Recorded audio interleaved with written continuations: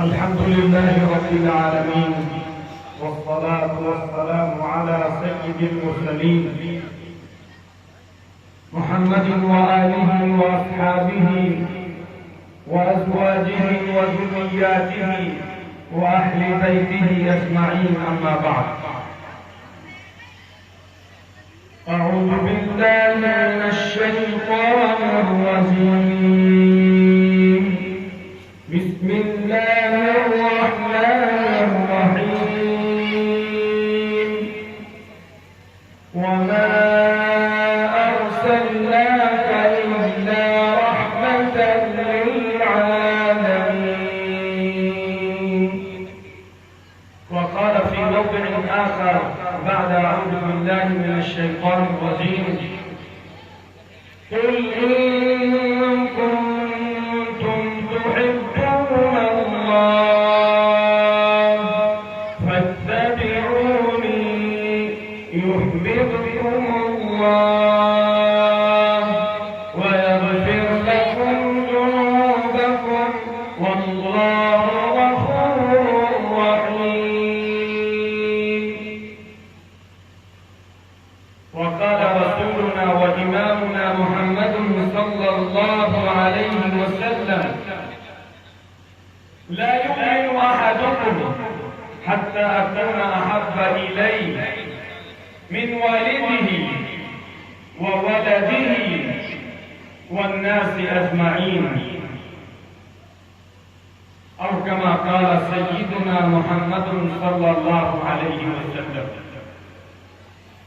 محترم بزرگوں اور عزیز دینی اور ایمانی بھائیوں اور پردہ نشین ماں اور بہنوں، اللہ رب العزت نے جو دین ہمیں عطا فرمایا ہے وہ دین امن و سلامتی کا دین ہے. وہ دین حقوق کی ادائیگی کا دین ہے. وہ دین اپنے ماننے والوں کو آپس میں پریم، آپس میں محبت، آپس میں ایک دوسرے کی خیر خواہی سکھاتا ہے. چنانچہ فرمایا گیا: الدین والنصیحہ، دین سراسر خیر خواہی کا نام. وہ دین انسانوں کو دھرتی پر رہنے کے لیے، بسنے کے لیے، بزنس کرنے کے لیے، کاروبار کرنے کے لیے، اور جتنی فیلڈز اور جتنے ڈپارٹمنٹس ہیں ان تمام کے اندر کیسے رہنا ہے اور کیسے کرنا ہے یہ سکھاتے ہیں. مختلف پہلوؤں پر ہمارے علماء روشنی ڈالیں گے. صرف میں آپ صلی اللہ علیہ وسلم اس دھرتی پر پوری انسانیت کے لیے،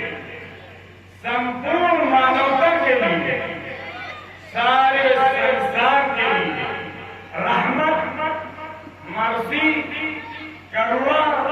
اور دیا بنا کر مبعوث کیے گئے. اس پہلو پر میں آپ سے کچھ باتیں کروں. اس وقت دنیا کے اندر اسلام اور حضور اکرم صلی اللہ علیہ وسلم کے فالوورز، آپ کے پیروکار بہت تیزی کے ساتھ بڑھ رہے ہیں. دنیا جتنا زیادہ ریسرچ کی طرف، انویسٹیگیشن کی طرف، تحقیق کی طرف، جستجو کی طرف بڑھے گی، اتنا ہی زیادہ اسلام کا پرفیکشن اور اسلام کا کمال اور اسلام کی حقانیت اور اسلام کی صداقت دنیا کے لوگوں کے اور ان اسکالرز کے جو اسلام پر آبجیکشن کرتے ہیں ان کے سامنے آتا ہے. میڈیا پورا اس بات پر اپنا زور لگائے کہ اسلام کو ٹیرورزم سے، دہشت گردی سے جوڑا جائے اور اسلام کو آتنکواد سے جوڑا جائے، اور نعوذ باللہ ہم سب کے آقا تاجدار بقا محمد رسول اللہ صلی اللہ علیہ وسلم کی پاکیزہ زندگی پر آبجیکشن اور اعتراض اور ایلیگیشن رکھے جائیں اور وہ پھیلائے جائیں، میڈیا اس پر پورا لگا ہوگا، لیکن اسلام کی فطرت میں قدرت میں لچک دی۔ اسلام کو آدمی جتنا زیادہ دبانے کی اور کریش کرنے کی، کچلنے کی اور اس کی حقانیت پر پردہ ڈالنے کی کوشش کرے گا، اتنا ہی زیادہ اسلام نکھر کر سامنے آئے گا۔ میرے عزیز بزرگوں دوستوں، میں نے جو آیت پڑھی قرآن مقدس کی، اس آیت میں اللہ رب العزت نے ایک مطالبہ ہم سے یہ کیا اور یہ بات ارشاد فرمائی ہے کہ اگر تم یہ دعویٰ کرتے ہو کہ تم اللہ سے محبت کرتے ہو، فاتبعونی، حضور اکرم صلی اللہ علیہ وسلم سے یہ کہا جا رہا ہے کہ آپ کہیے میری اتباع کرو، میرے نقش قدم پر چلو، میرے طریقے کو اختیار کرو۔ اس میدان میں مسلمان اس وقت جو مرعوب ہے، اس کی بنیادی وجہ یہ ہے کہ جو قوم جس کا طریقہ اختیار کرے گی، جس کا اسٹائل اختیار کرے گی، جس کا کلچر اختیار کرے گی، جس کی تہذیب اپنائے گی، وہ قوم اس سے مرعوب ہو کر رہے۔ آج ہماری کمیونٹی کے لوگوں نے غیروں کے طریقوں کو اختیار کیا، غیروں کے اسٹائل کو اختیار کیا، اسی لیے یہ غیروں سے مرعوب ہے۔ اس لیے جب نبی کے طریقے پر، نبی کی سنتوں پر، نبی کے اسٹائل پر، نبی کے کلچر پر، نبی کی تہذیب کا جب مسلمان اختیار کرے گا تو پھر یہ باطل کے کسی چیلنج اور باطل کی کسی طاقت سے مرعوب نہیں ہوگی۔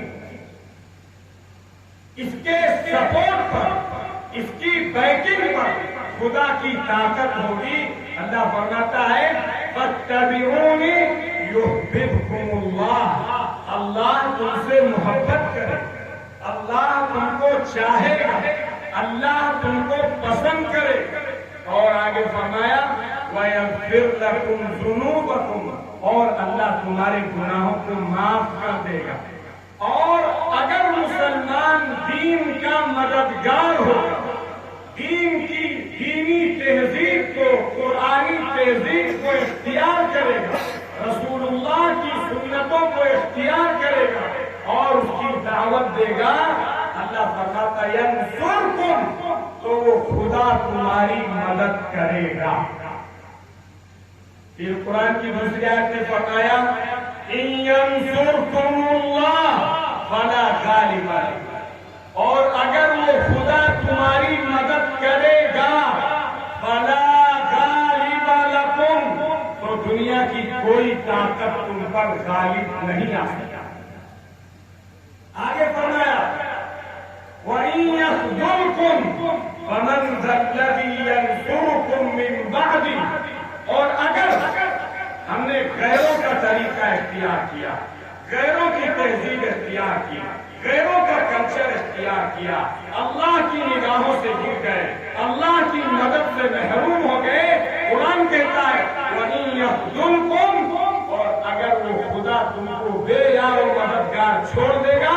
فَمَنْ ذَا الَّذِي يَنْصُرُكُمْ مِنْ بَعْدِهِ، تو اس کے بعد پھر دنیا کی کوئی طاقت تمہاری مدد نہیں کر سکتی۔ مسلمان کو اس وقت جیسا کہ ابھی مولانا بتا رہے تھے، اپنی زندگی کا جائزہ لینا چاہیے، اپنی زندگی کو سنت سے سجانا چاہیے، اپنے آپ کو پروف کرنا چاہیے کہ ہم آقائے نامدار تاجدار بطحا احمد مصطفیٰ محمد رسول اللہ صلی اللہ علیہ وسلم کے ریئل اور ٹرو سچے فالوور ہیں۔ یہ آپ کو پروف کرنا پڑے گا۔ آپ کے دل میں حوصلہ ہونا چاہیے، آپ کے دل کے اندر شجاعت ہونی چاہیے، آپ کے دل کے اندر مناظمی ہونی چاہیے، آپ کے دل کے اندر بہادری ہونی چاہیے، اور دنیا کی تمام طاقتوں کے سامنے جیسے کہ وہ صحابی رضی اللہ تعالی عنہ ربعی بن عامر جو رستم کے دربار میں تشریف لے گئے تھے، اور اس کے بعد پھر انہوں نے جو بات ارشاد فرمائی تھی، اللہ تعالی لنخرج من شاء من عباد الى عبادت اللہ، ہمارے دنیا میں آنے کا مقصد صرف یہ ہے کہ ہم انسانوں کو انسانوں کی غلامی سے نکالیں گے، انسانوں کو انسانوں کی بندگی سے نکالیں گے، اور دنیا کے اندر جو بھی مذاہب ہیں، جو بھی ادیان ہیں، جو بھی ملل ہے، جو بھی ریلیجنز ہیں، ان تمام کے اندر جو تنگی ہے، اس تنگی سے اسلام کی وسعت کی طرف نکال کر لائیں گے۔ اور آگے فرمایا وَمِن جَوْرِ الْأَدْيَانِ إِلَىٰ عَدْلِ الْإِسْلَامِ، اسلام کے عدل و انصاف کی طرف نکال کر۔ میرے عزیز حضور کو دوستو، میں نے جو قرآن کی آیت پڑھی اور آج جو اسلام کو بدنام کرنے کی سازشیں کی جاتی ہیں، آپ صرف میں 2 حدیثیں پیش کرتا ہوں، آپ اس سے اندازہ لگا سکتے ہیں کہ اسلام میں ظلم کا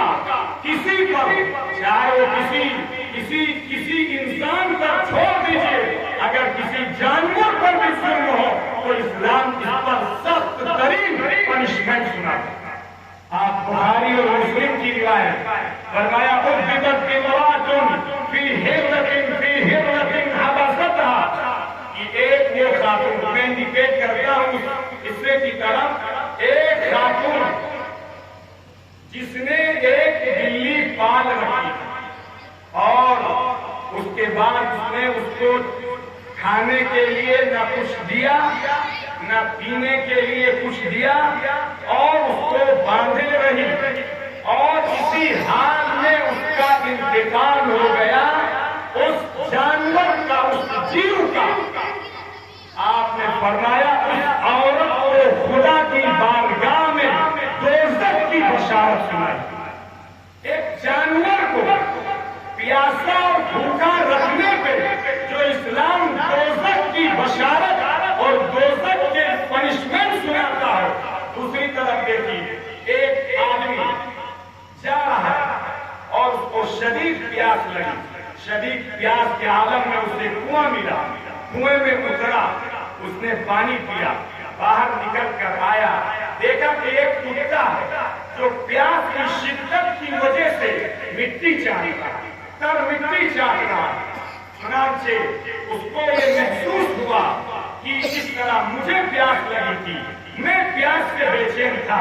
شاید اس جانور کو بھی اسی طرح پیاس لگی ہے۔ وہ کنویں کے اندر اترتا ہے،